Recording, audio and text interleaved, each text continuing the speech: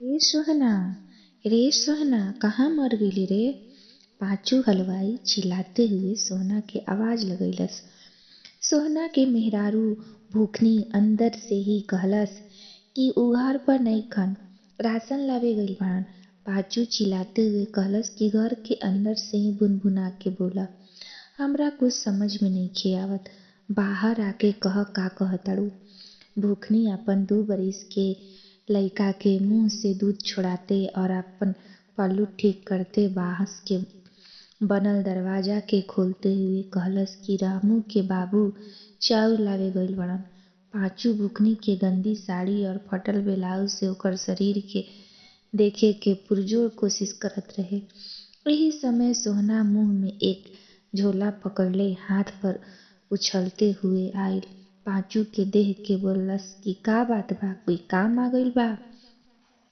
अरे काल से दुकान पर चल अइहे कह के पांचू चल गइल। सोहना जो 2 पैर से अपाहिज रहे और भूखनी दुनो आंख से अंधी। शुरुआत में भूखनी सोहना के पीठ पर बैठ के घूमत रहे और दुनो मिल के मजदूरी करत रहसन। रमुआ के पेट में आवे के बाद सोहना भूखनी के घर पे ही रहे के कहलस। सोहना के माई ओकरा के बहुते मानत रही और चाहत रही कि लंगड़ा बेटा 8वीं तक पढ़ ले तो कम से कम मुनीमगिरी कर सके। सोहना के बड़ 2 गो भाई रहसन। सोहना के पढ़े और ओकरा के स्कूल जाए के रास्ता में ही ओकरा के छोड़ देत रहसन। गर्मी के मौसम में हाथ के बल चले पर बहुत तेज जलन और ठंडा में ठंडा लागत रहे। गर्दन पर लटक के स्कूल जाई ई सोच के ओकर माई ओकरा के चप्पल भी ना खरीदले रहे।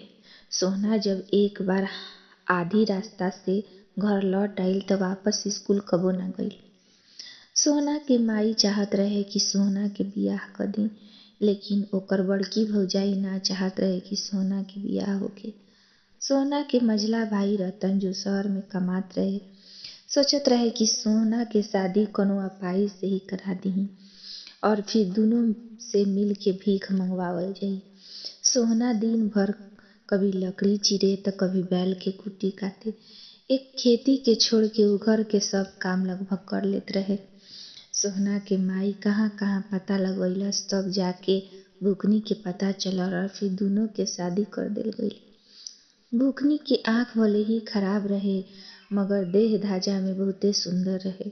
बड़की गोतनी ओकरा के बड़ा उलाहना देत रहे और भूखनी के तंग करे के उद्देश्य से ओकर सामने से सामान उठा के एने ओने फेंक देवे।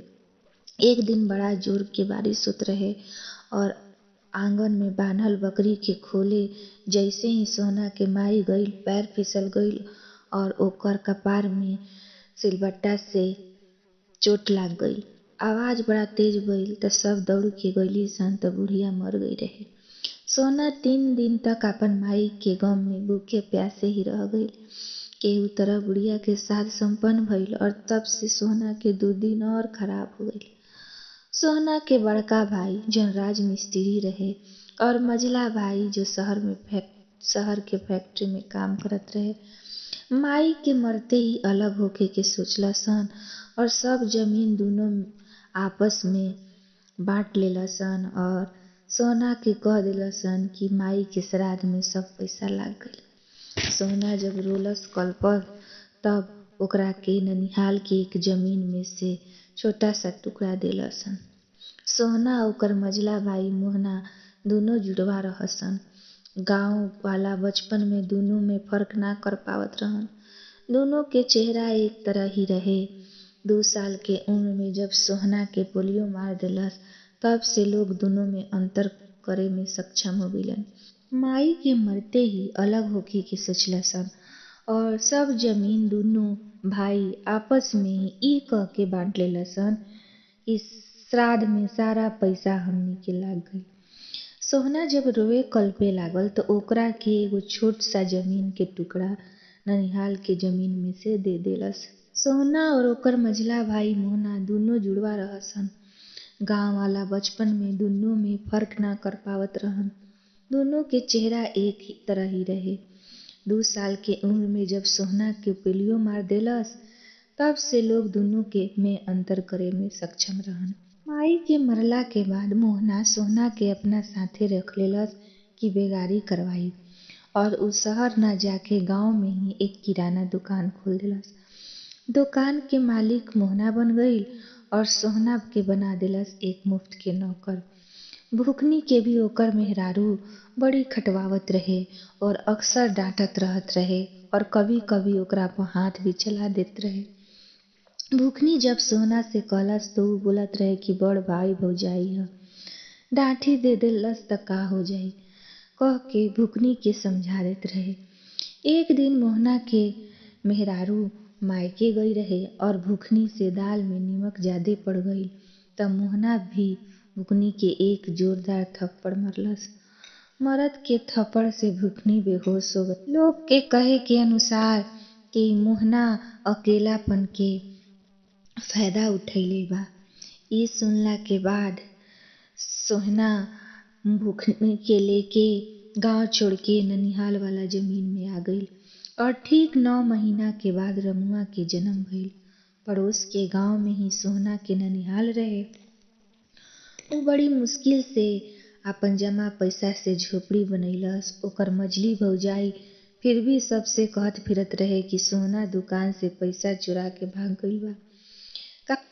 कुछ दिन के बाद ही मुफ्त के नौकर ना होखे के कारण दुकान के घाटा लग गईल और मजबूरन दुकान बंद करे पड़ल। बड़ भाई भौजाई के तो सोना से कोई मतलब रहे ना और मझिला के भी संबंध खराब हो गईल। ओकरा के आपन कहे खातिर सिर्फ भूखनी और रमुआ ही रहे। घर का खर्चा चले एह खातिर उ जी तोड़ मेहनत हमेशा से कैलस। सोना के एक चचेरा मामा रहे धन्ना। धन्ना गूंगा रहे और ओकर शादी ना हो पाई रहे। धन्ना अपन माई बाप के इकलौता संतान रहे, जबकि सोहना के माई 5 बहिन। पांचों बहिन के पति नानी के मरे के बाद लगभग सारा जमीन बेच देलस और जब सोहना के माई विरोध कैली तब जाके सब घर वाला जमीन ही बस छोड़लस। सबके गिद्ध दृष्टि हो जमीन पर रहे, ऐसे उ अन्य जमीन के बदला घर वाला जमीन बचा रहे। धन्ना के 5 बीघा जमीन रहे, जेमे उ जी तोड़ मेहनत करके सब्जी उगावत रहे। गांव वाला धन्ना के गूंगेपन के फायदा उठा के अक्सर सब्जी के खेत पे अपना हक समझ के सब्जी चोरी करके ले जात रहे। धन्ना एकर प्रतिवाद में शोर ना मचा पावत रहे और ना ही पंच के बटोरत रहे। बेचारा जैसे ही अपन खाना बनावे जाए ओकर खेत में सब्जी के चोरी हो गई रहे। एक बार के बात है कि धन्ना अपन खेत में लौकी उगैले रहे। लौकी के बेले त काफी हिष्ट पुष्ट रहे मगर बेल में फल ना आवत रहे। धन्ना मनौती मंगलस कि अगर उ लौकी गंगा माता के अर्पित करी और इसमें कुछ दिन के बाद ही एक छोट से लौकी बेल में लाग गईल। गांव के अन्य लोग अपन लौकी में ऑक्सीटोसिन के सुई लगा देत रहे ताकि उ तेजी से बढ़ जाए। पूरा गांव में एक धन्ना ही रहे जो अपन सब्जी के बिना उर्वरक और दवाई के ही उगावत रहे। उ रोज सुबह शाम लौकी के देखत रहे और खुश होत रहे कि एह बार फसल वाले अच्छा ना भइल मगर लौकी के किस्म अच्छा बा। अगर गंगा मैया सहाय होइहन तो बड़ी अच्छा फसल भी हो जाई। धन्ना के बैंक में बहुत पैसा जमा रहे काहे कि कमाने और खाए वाला सिर्फ उहे रहे। सारा खेती उ अपन जिम्मा में ही रखले रहे। घर के पास 2 बीघा में ही सब्जी उगावत रहे, बाकी में आम लीची अमरूद ई सब। घर के आसपास के सब मेहरारू केहू न केहू बहाने से धन्ना के पास आवस और मीठ मीठ बतिया के बेचारा धन्ना के शादी करवावे के झांसा दे के मूर्ख बनावत रहे। धन्ना अपन गूंगापन के कारण गांव वाला से बड़ी प्रताड़ना सुनलस। अब तो पैसा वाला समझ के मुंह के सामने गुंगवा नाक कहत रहस। एक रात बड़ा तेज बारिश हो गई और धन्ना सोचलस कि अगला सुबह तैयार लौकी के काट के गंगा मई के हवाले कर दे। वो अगला दिन सुबह गंगा जी जाए के विचार कैलस काहे कि ओकरा गोबर के खाद भी नरसू यादव से खरीद के खेत में डाले के रहे। गंगा माई से बारिश रुके के प्रार्थना करके उ सुत गई और नींद खुलल तो भोर के देख के उ अनुमान लगैलस कि अगले घंटा में सूर्योदय हो जाई। ओकरा लागल कि फिर अगर सुत जाइब त सुबह देर से नींद खुली त उ खेत से लौकी काट के आवे के निश्चय कइलस। दराती लेके उ अपना खेत में पहुंचल ही रहे त देखलस कि एक बगल के औरत बेल में लागल लौकी काटतिया। जब उ धन्ना के परछाई के देखलस त लौकी के झट से अपन साड़ी के नीचे टांग के बीच में फंसा लेलस। धन्ना क्रोध में भड़के ओकरा एक तमाचा जड़ देलस और लौकी खींच लेलस। तड़ाक के आवाज के साथ ही उ औरत जोर जोर से रोए लागल और लौकी के निकाले के चक्कर में धन्ना के हाथ से ओकर साड़ी खींच के खुल गई। धन्ना के कुछ समझ में ना आवत रहे, तभी उ देखलस कि सारा पड़ोसी के लोग दौड़ल आवतारन। औरत के अधनंगी देख के ही धन्ना के पीटे लगलन और उ औरत भी चीख चीख के कहे लागल कि ई गूंगा के नियत खराब बा। धन्ना बेचारा अपन सफाई में कुछ ना बोल पइलस और लोग ओकरा पर हाथ साफ कइलन और साथे साथे खेत से छोटकी छोटकी अन्न लौकी भी तोड़ लेलन। आज धन्ना बिना गलती के ही गुनाहगार बन गईल और बात बढ़े कि एह से पहले ही उ लौकी लेके गंगा जी चल गईल। ओने से 4 घंटा में घर लौटल त घर के पास पंच के भीड़ रहे। धन्ना के अनुपस्थिति में उ पड़ोसी से ओकर घर के आग लगावे जात रहे। धन्ना के आते देख सब लोग साइड हो गईल और पंचायत बैठल। धन्ना के ऊपर बड़ा गंदा गंदा आरोप लागल। धन्ना कागज पर टूटल फूटल भाषा में लिख के बतैलस कि रधिया चोरी करे खेत में आई रहे और लौकी के छीना झपटी में ओकर साड़ी छूट गईल। रधिया और ओकर घर वाला धन्ना के आतन अपराधी बनावे में तुल गई रहन। धन्ना के तरफ से धन्ना अपन वकालत करे खातिर अकेला रहे। संजोग से ओही वक्त सोहना मोहना के चाची गांव आ गईली और ओकर आपन गूंगा चचेरा भाई के पंचायत में अकेला देख बहस में कूद गईली। उ पूरा गांव वाला से पूछलस कि धन्ना 40 साल के हो गईल बा, पर का आज तक ई केहू के साथ ऐसन वैसन हरकत कइले बा। गांव के सारा महिला ई बात पर एक सिर से नकार देलस। उ फिर पूछलस कि रधिया हमरा खेत के लांघते हुए धन्ना के खेत में काहे गईल। तब रधिया कहलस कि दिशा मैदान खातिर। उ बोलस कि हम दिशा मैदान के बाद जैसे खेत से निकलल चहनी त धन्ना जबरदस्ती के कोशिश कइलस। सोना के चाची तब पंच के से कहली कि अगर रधिया धन्ना के खेत में उ जगह देखा दी जहां उ सुबह शौच कइले रहे त पंचायत की जूती भी उ आपन सर रख ली। पंचायत कहलस कि रधिया जा और बबीता के शौच के जगह देखा के ले आव। रधिया सोचलस। सोना के चाची तब पंच के से कहली कि अगर रधिया धन्ना के खेत में उ जगह देखा दी जहां उ सुबह शौच कइले रहे त पंचायत की जूती भी उ आपन सर रख ली। पंचायत कहलस कि रधिया जा और बबीता के शौच के जगह देखा के ले आव। रधिया सोचलस कि केहू और के शौच के आपन बता के धन्ना से जुर्माना के रूप में पैसा वसूलब। लेकिन शायद ओकरा मालूम ना रहे कि धन्ना अपन खेत के बिल्कुल साफ रखत रहे। रधिया बबीता के पूरा खेत में चक्कर लगवा देलस मगर कुछ दिखाई ना पड़ल। बबीता तब पंच से कहलस कि झूठ औरत हमार भाई के खेत से लौकी चुरावे आई रहे। ई चोर के चोरी करे के झूठा आरोप लगा के सबके टाइम खराब करतिया। हमार गूंगा भाई के पिटवावे खातिर दंड देतिया। अपना के फसल देख रधिया खिसके के सोचला। तब पंच कड़कदार आवाज में कहलस कि रधिया 1000 के जुर्माना भरी और आइंदा कभी भी धन्ना के पास भी ना भटकी। धन्ना के लुट्टे इज्जत के जेह तरह बबीता बचैलस, ए वजह से बबीता के बहुत इज्जत होखे लागल। जब सोहना बगल के जमीन पर आपन कुटिया बनावे लागल तब धन्ना अपना तरफ से बांस फूस आदि भी देलस। सोहना के पांचू हलुआई कोयला तोड़े के काम देले रहे। कोयला तोड़ने के बाद सोहना लोगों के जूठन के साफ करत रहे। पांचू एकरा बदला सोहना के 200 रुपया देत रहे, जबकि अन्य 300 रुपया में करत रहन।